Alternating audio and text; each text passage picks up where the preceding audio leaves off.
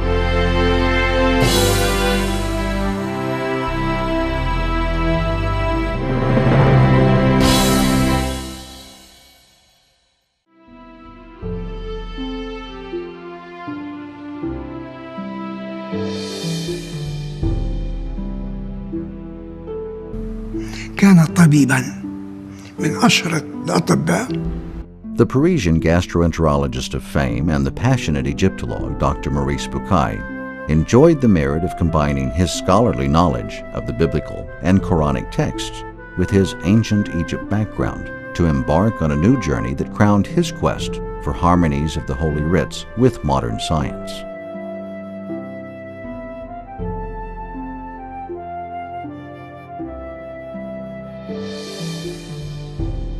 He wrote, "I had journeyed to Egypt during the second half of 1974 in search of various archaeological and medical data concerning certain pharaohs.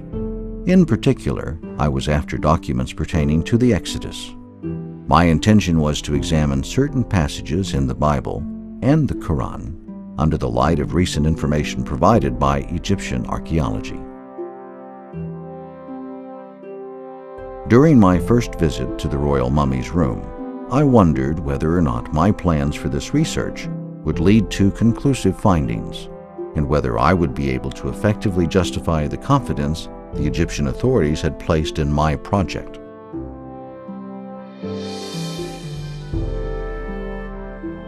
My access to the Egyptian Museum in Cairo, where my studies were to be carried out, was due to President Sadat, who had given direct orders that I was to be allowed to perform any type of research, providing, of course, no damage was done to the mummies. In my own country, I was not officially entitled to carry out such research, nor was any endorsement given to me by the French government or a university. My presence at the museum, where I was very kindly granted every possible facility for research, was uniquely the result of personally contacting certain people. My initial contact was Mrs. Sadat, whom I knew through my medical practice. Her family had granted me its confidence after the successful treatment of a family member. I took the opportunity of informing Mrs. Sadat of my conclusions regarding the likelihood that a particular pharaoh may have taken part in the Exodus. At that time, however, my theories were supported merely by data drawn from my study of history, archaeology, and hieroglyphic texts. She gracefully agreed in no time to present a request on my behalf to President Sadat. With extreme gratitude, I later paid a visit to the President himself. At the time, there was not a single harbinger that might have helped me foresee the developments that were to follow.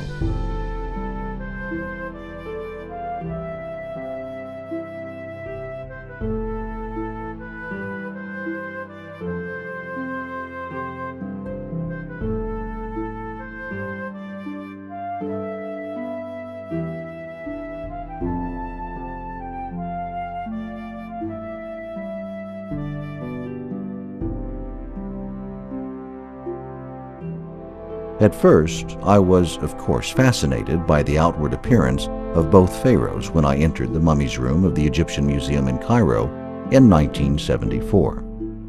In that year, 3,212 years had elapsed since the death of Ramses II. The only parts of the body of Ramses II that were visible to visitors in 1974 were the head and the left hand, the rest being draped with coarse linen not unlike burlap. The mummy was laying supine in an open coffin, visible through the glass sides of a rectangular display case with a removable glass cover. How the mighty had fallen! The sight of the hand, a symbol of power and force, led me to imagine Ramses II as a young sovereign and warrior during the first 20 years of his rule.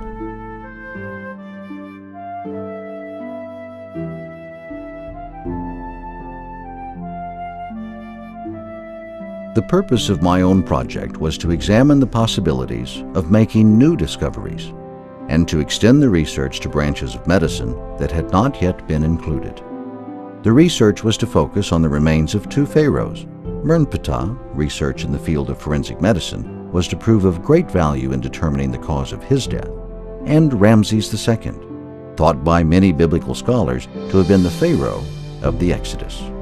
It seemed to me that the experts' arguments were weak in terms of factual evidence, and that precise data on the condition of the pharaohs at the end of their lives could cast light on the matter, providing indisputable evidence. Our earlier studies had already shown that the mummy of Ramses II, and likewise other pharaohs' mummies, had suffered serious damage before the bodies of numerous kings were discovered in the necropolis at Thebes nearly a century ago.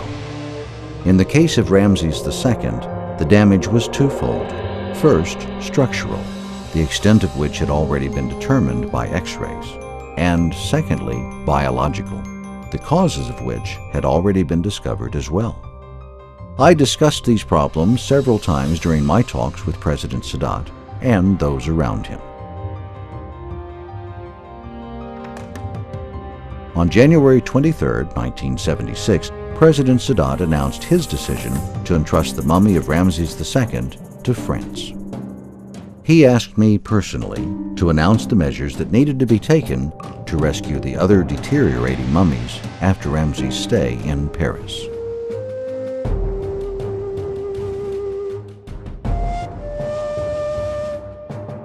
The pharaoh arrived at Le Bourget Airport on September 26, 1976. From the airport, the mummy had been transferred to the Museum of Anthropology for hospitalization in one of the specially prepared rooms.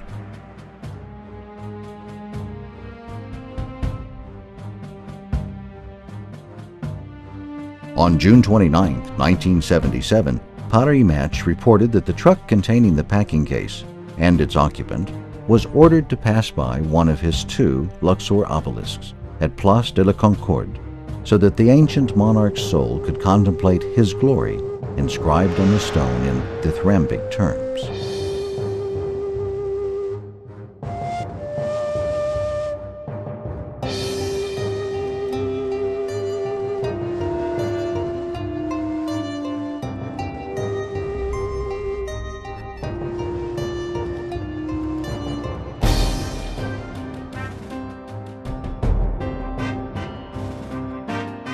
Operation Ramses lasted almost 8 months and was directed by Christian de Roche-Noblecourt, curator of Egyptian antiquities at the Louvre, and by Professor Lionel Bellew, director of the Museum of Anthropology.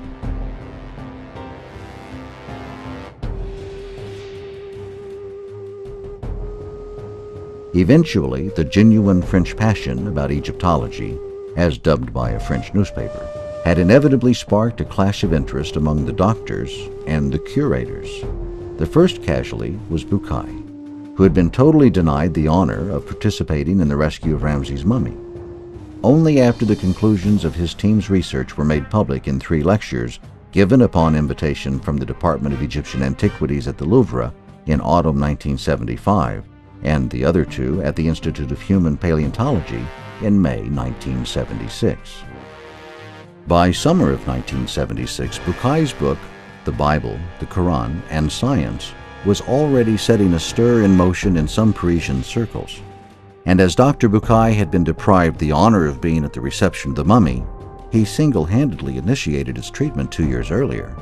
He was denied even attendance at the official farewell ceremony given to the celebrated pharaoh Tuesday morning, the 10th of May, 1977, at Le Bourget Airport. Medical investigations conducted on the mummy of Ramses II in Paris have confirmed the cause of his death, old age. By the time Ramses II died, at the platinum age of 90, following a glorious rule that lasted almost 67 years, 1279 to 1212 BC, he had apparently outlived 12 of his sons. So it was his 13th, Mernptah, who succeeded him to be the 4th in the line of the pharaohs of the 19th dynasty. At the time of his ascension, he was probably nearly 60 years old. Mernptah's reign was short-lived, perhaps only 9 or 10 years, as well as rather dull in comparison with that of his star predecessor.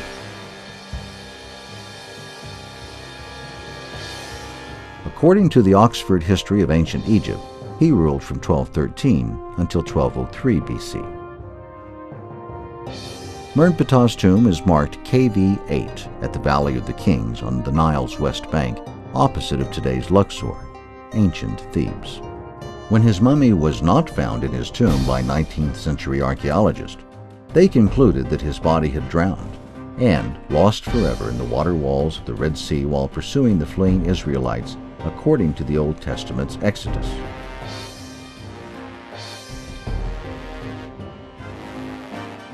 But the theory had been refuted when the mummy of Mernptah was discovered by Victor Loret in 1898 in the Valley of the Kings.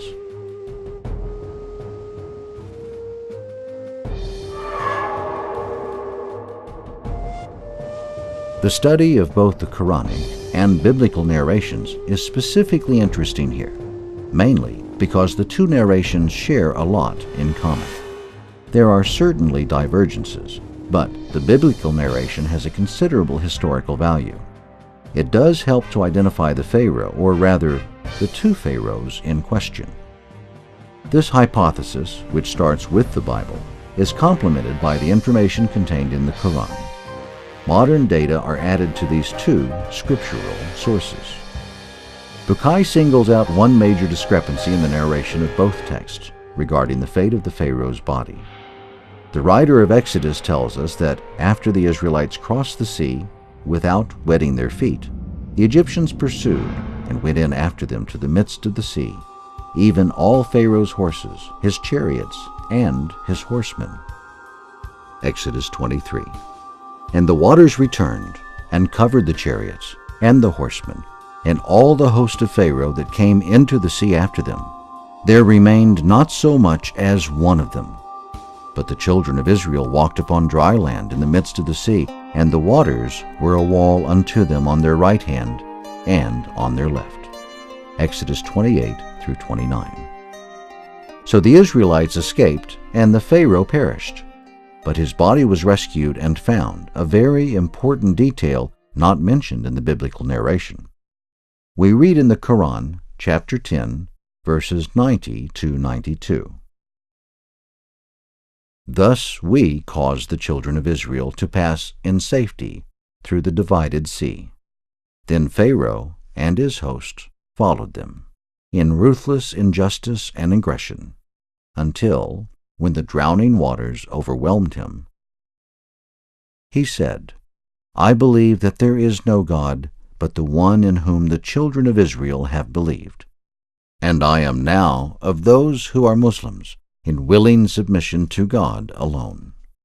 It was said, Now you believe, while before you have truly disobeyed your Lord, and you were ever of those who sowed corruption? Rather today we shall deliver you, preserving you in your body only, so that you will become a sign for those who come after you, that God is exalted in his power, for indeed many of the people are heedless of our signs.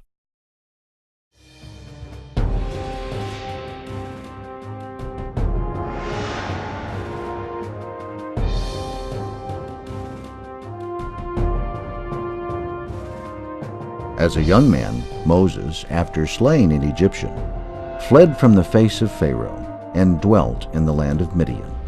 Exodus 15.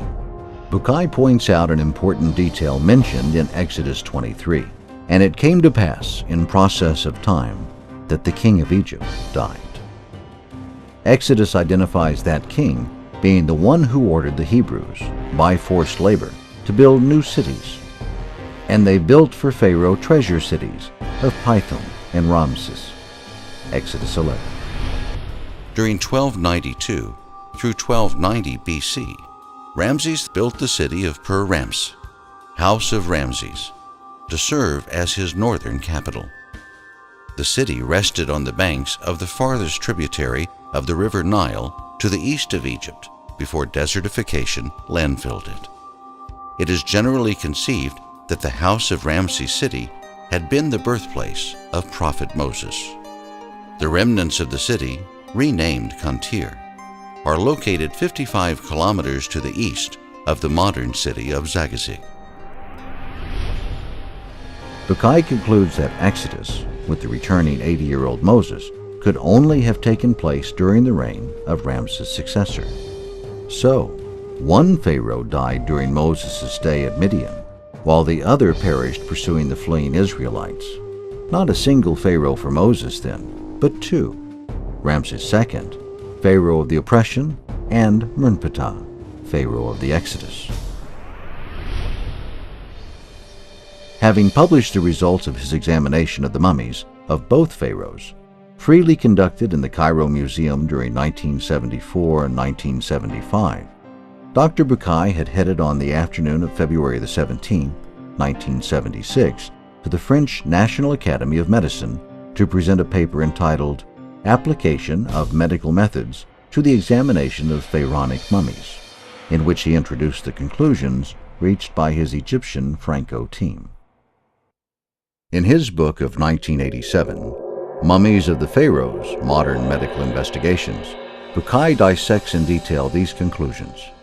He says, "It was apparent to my colleague Michel Durgon and me that mummification had been carried out with perfect success on the body. Visual examination of it was not enough. However, what we needed was material proof. This we obtained by microscopic analysis of a tiny fragment of the mummy. It was examined under the microscope by Professors Jacques Mignot and Michel Durgon. They were thus able to show the perfect preservation of the smallest anatomical details visible, the transversal striations of the fibrilla, as we have already seen on other mummies. For it to have retained these microscopic features to this day, the body must have been embalmed while in good condition. Otherwise, decay and putrefaction would have set in." Bukai continued, "The lacuna in the right part of the thorax may well have been the result of an injury sustained during the subject's lifetime. The cranial lacuna is of great forensic importance. Its presence may suggest a craniocerebral lesion received during the subject's lifetime, a fracture with a penetrating wound seriously injuring the brain. In all likelihood, this lesion caused a very rapid death." After grueling research, the final conclusion was reached in Bukai's words. This would have brought on death very quickly, and the body had been submerged before or after the Pharaoh was killed. Whatever the case, he does not appear to have stayed in the water for long. I have searched for a contradiction of any kind between our medical observations and the narrations of the Exodus contained in the book of Exodus in the Bible and the Quran. But I can find no argument to oppose the theory I hereby maintain. Given the present state of our knowledge, the only valid hypothesis that can be advanced is that Merenptah, Ramses II's successor, met a tragic end during the Exodus. This has been formally proved by medical examination and fits perfectly with the passage in the Quran on the rapid retrieval of the body.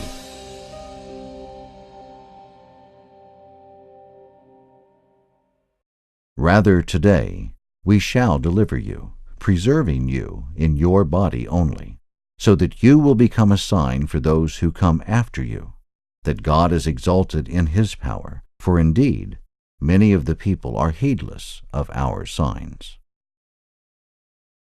Here is a material presence of the mummified body of the man who knew Moses, resisted his pleas, pursued him as he took flight, and lost his life in the process.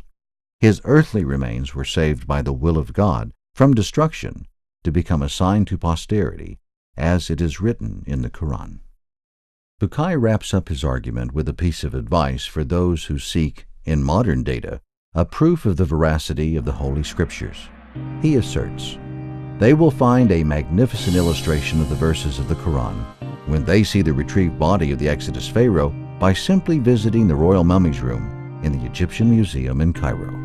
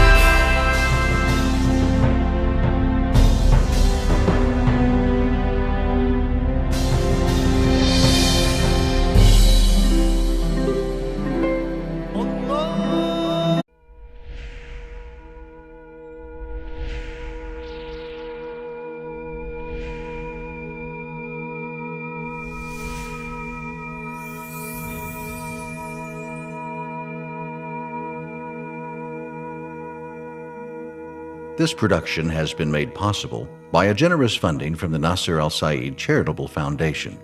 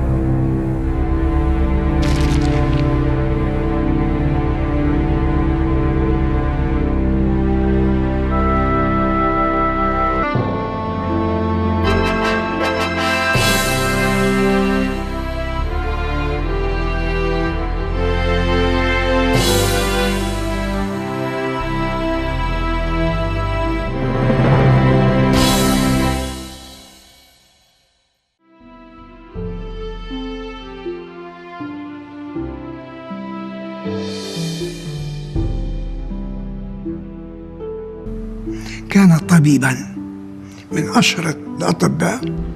The Parisian gastroenterologist of fame and the passionate Egyptologist, Dr.